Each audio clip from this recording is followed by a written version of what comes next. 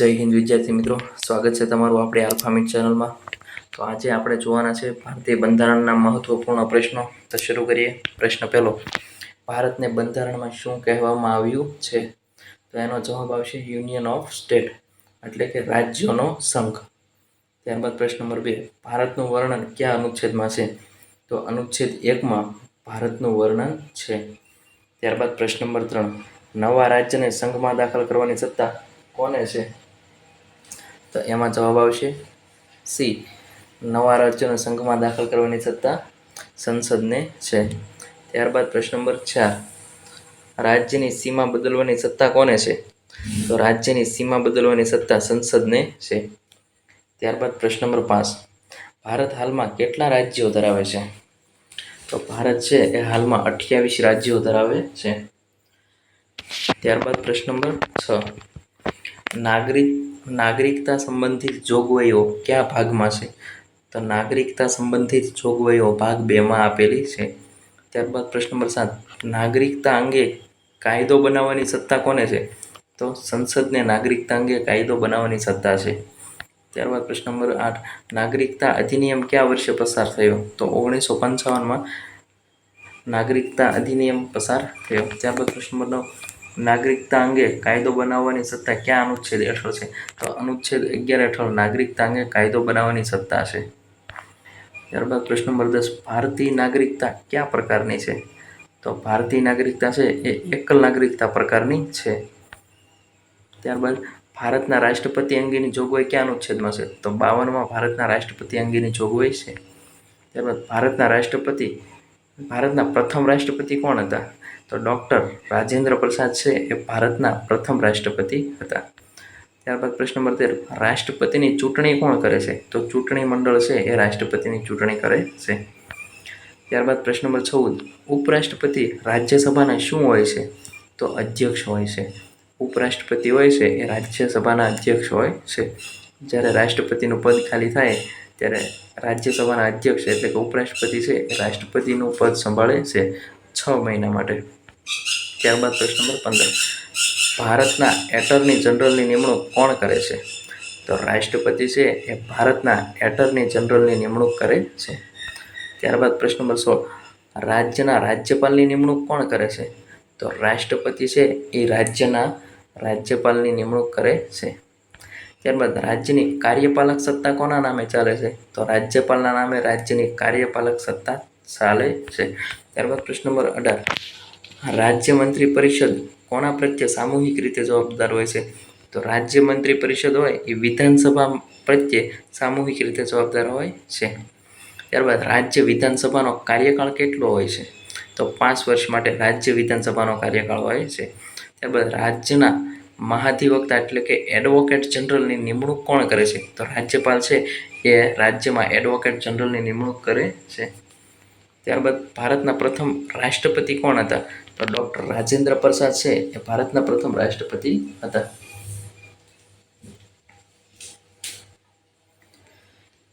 ત્યારબાદ પ્રશ્ન નંબર 22, ભારતના પ્રથમ ઉપરાષ્ટ્રપતિ કોણ હતા? તો ડૉક્ટર સર્વપલ્લી રાધાકૃષ્ણ। ત્યારબાદ પ્રશ્ન નંબર 23, ભારતના પ્રથમ વડાપ્રધાન કોણ હતા? તો જવાહરલાલ નહેરુ। પ્રશ્ન નંબર 24, સૌથી લાંબા સમય સુધી વડાપ્રધાન કોણ રહ્યા? તો ભારતના સૌથી લાંબા સમય સુધી રહેનારા વડાપ્રધાન છે જવાહરલાલ નહેરુ। ત્યારબાદ પ્રશ્ન નંબર 25, સૌથી લાંબા સમય સુધી રાષ્ટ્રપતિ તરીકે કોણ રહ્યા? તો ડૉક્ટર રાજેન્દ્ર પ્રસાદ છે એ સૌથી લાંબા સમય સુધી રાષ્ટ્રપતિ તરીકે રહ્યા। ત્યારબાદ છે ભારતના પ્રથમ મુસ્લિમ રાષ્ટ્રપતિ કોણ હતા? તો ઝાકિર હુસેન એ ભારતના પ્રથમ મુસ્લિમ રાષ્ટ્રપતિ હતા। ત્યારબાદ કાર્યકાળ દરમિયાન અવસાન પામનાર પ્રથમ રાષ્ટ્રપતિ કોણ હતા? તો ઝાકિર હુસેન। ત્યારબાદ પ્રશ્ન નંબર 28, ભારતના પ્રથમ કાર્યકારી રાષ્ટ્રપતિ કોણ હતા? તો વી ગિરી છે એ ભારતના પ્રથમ કાર્યકારી રાષ્ટ્રપતિ હતા। ત્યારબાદ પ્રશ્ન નંબર 29, બિનહરીફ ચૂંટાયેલા એકમાત્ર રાષ્ટ્રપતિ કોણ હતા? તો નીલમ સંજીવ રેડ્ડી છે એ બિનહરીફ ચૂંટાયેલા એકમાત્ર રાષ્ટ્રપતિ હતા। ત્યારબાદ ભારતની પ્રથમ મહિલા રાષ્ટ્રપતિ કોણ હતી?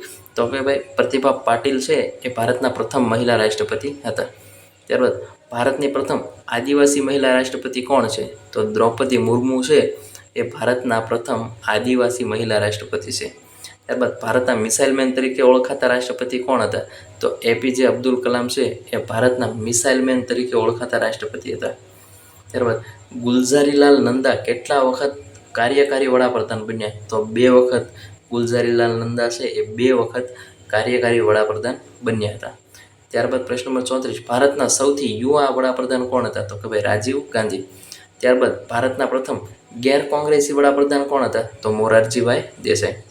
ત્યારબાદ ભારતના પ્રથમ મહિલા વડાપ્રધાન કોણ હતા? તો ઇન્દિરાબેન ગાંધી. ત્યારબાદ પ્રશ્ન નંબર 37, ભારતના પ્રથમ શીખ વડાપ્રધાન? તો કે ભાઈ મનમોહન સિંહ.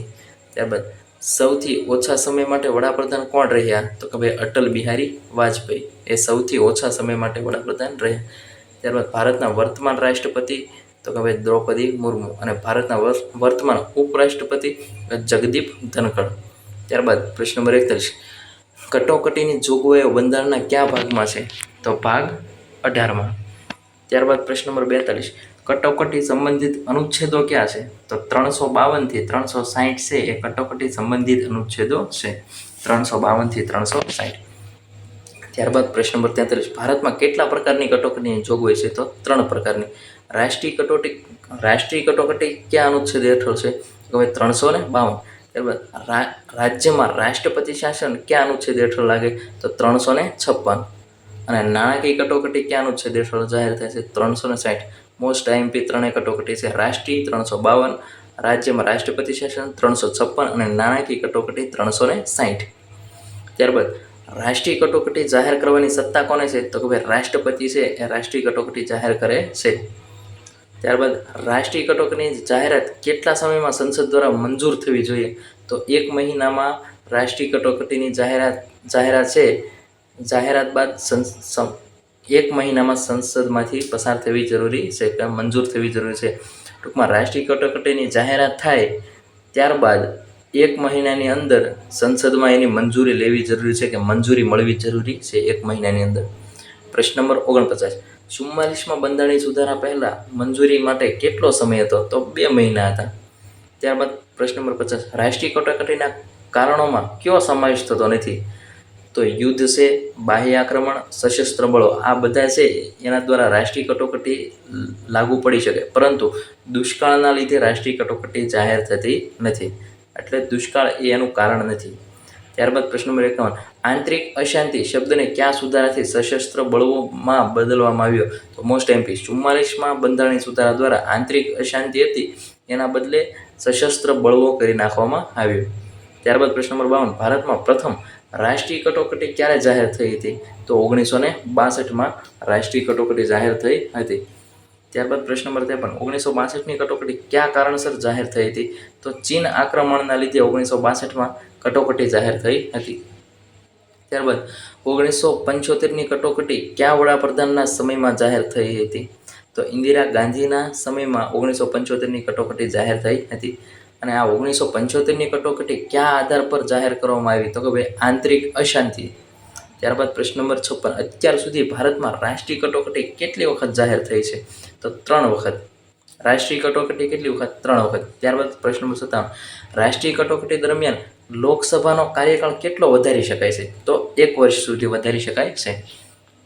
ત્યારબાદ પ્રશ્ન નંબર 58, અનુચ્છેદ 358 કયા અધિકાર સાથે સંબંધિત છે? તો અનુચ્છેદ 358 છે એ અનુચ્છેદ 19 એટલે કે અનુચ્છેદ 19 સાથે સંબંધિત છે. ત્યારબાદ પ્રશ્ન નંબર 59, અનુચ્છેદ 359 કયા વિષય સાથે સંબંધિત છે? તો એમાં આવશે મૂળભૂત ફરજોના અમલીકરણનો સ્થગિત અધિકાર. એટલે કે 358 મુજબ અનુચ્છેદ 19 છે એ સ્થગિત રહી શકે છે, જ્યારે અનુચ્છેદ 359 મુજબ મૂળભૂત અધિકારોના અમલીકરણનો સ્થગિત અધિકાર, અમુક આપણા મૂળભૂત અધિકારો છે એ સ્થગિત રહી શકે છે. ત્યારબાદ પ્રશ્ન નંબર 60, આજ સુધી ભારતમાં નાણાકીય કટોકટી કેટલી વખત જાહેર થઈ? તો 0, એટલે કે 1 પણ વખત નાણાકીય કટોકટી લાગી નથી. ત્યારબાદ પ્રશ્ન નંબર 61, રાષ્ટ્રીય કટોકટીની જાહેરાત માટે લેખિત સલાહ કોણ આપે છે? તો રાષ્ટ્રીય કટોકટી લગાડવાની છે એવી લેખિત સલાહ કોણ આપે છે? મંત્રીમંડળ આપે છે. ત્યારબાદ પ્રશ્ન નંબર 62, 44માં બંધારણીય સુધારા દ્વારા કટોકટી જાહેર કરવા માટે કઈ શરત ઉમેરવામાં આવી? તો કે ભાઈ લેખિત કેબિનેટની સલાહ હોવી જોઈએ. પહેલાં લેખિતમાં કેબિનેટની સલાહ ન લેવામાં આવતી, પણ હવે લેખિત કેબિનેટની સલાહ મુજબ 44માં બંધારણીય સુધારા મુજબ હવે આ જે કટોકટી છે એ જાહેર કરવા માટે લેખિત કેબિનેટની સલાહ લેવાની જરૂરી છે. ત્યારબાદ પ્રશ્ન નંબર 63, રાષ્ટ્રીય કટોકટીની મંજૂરી માટે સંસદમાં કઈ બહુમતી જરૂરી છે? તો વિશેષ બહુમતીની જરૂર છે. ત્યારબાદ પ્રશ્ન નંબર 64, રાષ્ટ્રીય કટોકટીને દર કેટલા સમય પછી ફરી મંજૂરી આપવી પડે? તો રાષ્ટ્રીય કટોકટી હોય અને દર 6 મહિને મંજૂરી આપવી પડે છે. ત્યારબાદ પ્રશ્ન નંબર 65, લોકસભાના કેટલા સભ્યો કટોકટી અંગે વિશેષ બેઠકની માંગ કરી શકે? તો 1/10. આ મોસ્ટ ટાઈમથી પ્રશ્ન છે કે 1/10 સભ્યો છે એ લેખિતમાં જો આપે તો લોકસભામાં વિશેષ બેઠકની માંગ થઈ શકે જ્યારે કટોકટી હોય ત્યારે. ત્યારબાદ પ્રશ્ન નંબર 66, કટોકટી રદ કરવાની સત્તા કોને છે? તો રાષ્ટ્રપતિને છે. અને અનુચ્છેદ 355 કયા વિષય સાથે સંબંધિત છે? તો ભાઈ રાજ્યોનું રક્ષણ કરવાની સંઘની ફરજ એ અનુચ્છેદ 355માં છે. ત્યારબાદ પ્રશ્ન નંબર 68, રાજ્યમાં બંધારણીય તંત્ર નિષ્ફળ જાય તો કઈ કટોકટી લાગુ પડે? તો રાજ્ય કટોકટી. અને રાજ્ય કટોકટી અથવા તો આપણે એને કહી શકીએ રાષ્ટ્રપતિ શાસન. તો રાજ્યમાં જ્યારે બંધારણીય તંત્ર નિષ્ફળ જાય તો રાજ્ય કટોકટી અથવા તો રાષ્ટ્રપતિ શાસન લાગે છે. ત્યારબાદ પ્રશ્ન નંબર 69, રાષ્ટ્રપતિ શાસનને સંસદ દ્વારા કેટલા સમયમાં મંજૂર કરવું પડે છે? તો 2 મહિનાની અંદર સંસદ દ્વારા જો મંજૂરી મળે તો રાષ્ટ્રપતિ શાસન લાગે છે. ત્યારબાદ રાષ્ટ્રપતિ શાસન એક વખતમાં કેટલા સમય માટે લાગુ રહે છે? તો 6 મહિના સુધી. જો સંસદ મંજૂરી આપી દે તો 6 મહિના સુધી રાષ્ટ્રપતિ શાસન રહે છે અને ત્યારબાદ ફરીવાર મંજૂરી લેવી પડે છે. તો આવી રીતે ફરીવાર મંજૂરી લઈ તો રાજ્યમાં રાષ્ટ્રપતિ શાસનનો સમયગાળો મહત્તમ કેટલી વાર? તો કે ભાઈ 3 વર્ષ સુધી લાગુ પડી શકે છે. ત્યારબાદ પ્રશ્ન નંબર 72, કયા કેસમાં સુપ્રીમ કોર્ટે રાષ્ટ્રપતિ શાસન પર મહત્વપૂર્ણ નિર્ણય આપ્યો હતો? તો SR બોમ્બે કેસ.